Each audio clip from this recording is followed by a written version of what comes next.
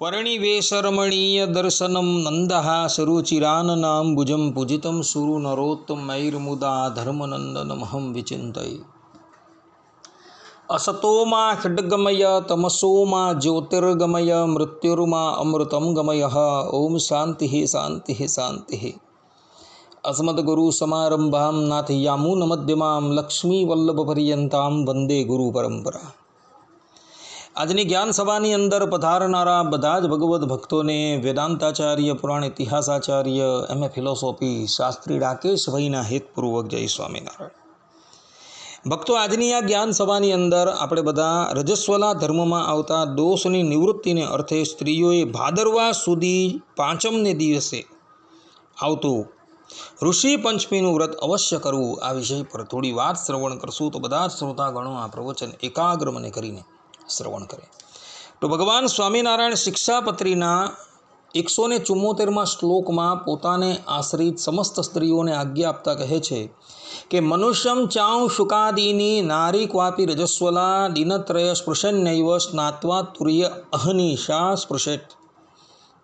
અર્થાત કે વળી રજસ્વલા એવી જે સુવાસિની અને વિધવા સ્ત્રીઓ તે 3 દિવસ સુધી કોઈ મનુષ્યને તથા વસ્ત્રાદિકને અડે નહીં અને ચોથે દિવસે નાહીને અડવું. આ પ્રમાણે ભક્તો ભગવાન સ્વામિનારાયણે પોતાને આશ્રિત રહેલી માતાઓ અને બહેનોને રજસ્વલા ધર્મ પાળવાની આજ્ઞા કરેલી છે અને એ આજ્ઞા અનુસાર બધી જ સ્ત્રીઓ આ રજસ્વલા ધર્મ અવશ્ય પાળતી જ છે. પરંતુ રજસ્વલા ધર્મ પાળતા કદાચ એમાં ત્રુટિ આવે તો ત્રુટિની નિવૃત્તિને અર્થે શું કરવું, તો એ સંબંધમાં ભગવાન સ્વામિનારાયણ સત્સંગી જીવનના 4th પ્રકરણના 12મા અધ્યાયના 24મા શ્લોકની અંદર કહે છે કે સપ્તર્ષિ પૂજા સહિતમ સતત્તુ સ્ત્રિય કારયામાસ વ્રતમ સસર્વઃ તાસામ રજો દૂષણમબ્દજાતમ સંશોધયન નિર્મલ ધર્મ પોષ્ટા. અર્થાત કે તે પંચમીએ એટલે કે ભાદરવા સુધી પંચમીએ નિર્મળ ધર્મ માર્ગના સંરક્ષક આ ભગવાને સ્ત્રીઓના આખા વર્ષમાં રજસ્વાળાપણું આવતા થતા દોષના નિવારણ માટે તે ઋષિ પંચમી નામનું વ્રત સપ્તર્ષિ પૂજાએ સહિત તે સમસ્ત સ્ત્રીઓ પાસે કરાવ્યું. સ્ત્રીઓ પાસે કરાવ્યું એમ કહેવાથી આ વ્રત સ્ત્રીઓએ અવશ્ય કરવું જ. કહેવાનું તાત્પર્ય એ છે કે ભગવાન સ્વામિનારાયણ જ્યારે આ ધરાતલ્લી ઉપર હયાત હતા ત્યારે જ્યારે ભાદરવા સુધી પંચમી આવતી હતી તે દિવસે ભગવાન સ્વામિનારાયણ પોતાને આશ્રિત રહેલી બધી સ્ત્રીઓ પાસે ભાદરવા સુધી પંચમીને દિવસે આવતી ઋષિ પંચમીનું વ્રત અવશ્ય કરાવતા હતા અને તે દિવસે વિધિ વિધાન દ્વારા સપ્તર્ષિઓની પૂજા કરાવતા હતા. શા માટે?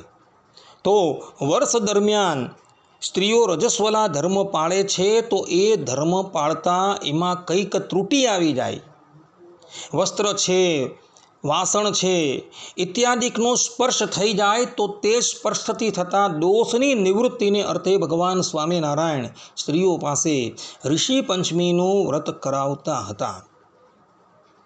એટલે ભગવાન સ્વામિનારાયણે ઋષિ પંચમીનું વ્રત સ્ત્રીઓ પાસે કરાવેલું એટલે સ્ત્રીઓએ આ વ્રત જે છે એ અવશ્ય કરવું જોઈએ. કહેવાનું તાત્પર્ય એ છે કે ભાદરવા સુધી પંચમીને દિવસે આવતા ઋષિ પંચમીનું વ્રત સ્ત્રીઓએ અવશ્ય કરવું જોઈએ, જે કરવાથી રજસ્વલા ધર્મની અંદર આવતા દોષની નિવૃત્તિ થઈ શકે છે. માટે દરેક માતાઓ અને બહેનો વર્ષભર દરમિયાન રજસ્વલા ધર્મમાં આવતા દોષની નિવૃત્તિને અર્થે ઋષિ પંચમીનું વ્રત અવશ્ય કરે. એ દિવસે દરેક માતાઓ અને બહેનો ખેડિયા વગરનું અન્ન ભક્ષણ કરે. શક્ય હોય તો એ દિવસે ઉપવાસ રાખે. ઉપવાસ રાખવામાં અસમર્થ હોય તો પયપાન કરી શકે છે, ફલાહાર કરી શકે છે અથવા તો ખેડિયા વગરનું અન્ન ગ્રહણ કરી શકે છે, જેથી કરીને એના રજસ્વલા ધર્મની અંદર કંઈ ત્રુટિ આવી હોય તો એના એ દોષથી એ બચી શકે. માટે દરેક માતાઓ અને બહેનોએ ભાદરવા સુધી પંચમીના દિવસે આવતા ઋષિ પંચમીનું વ્રત અવશ્ય કરવું. આટલું કહીને હું મારા પ્રવચનને અહીં વિરામ આપું છું. સર્વે સંતુ નિરામયઃ, સર્વે સુખીનો ભવંતુ, સર્વત્રાણિ પશ્યન્તુ, મા કશ્ચિદ દુઃખ ભાગ ભવેદ અસ્તુ. જય સ્વામિનારાયણ.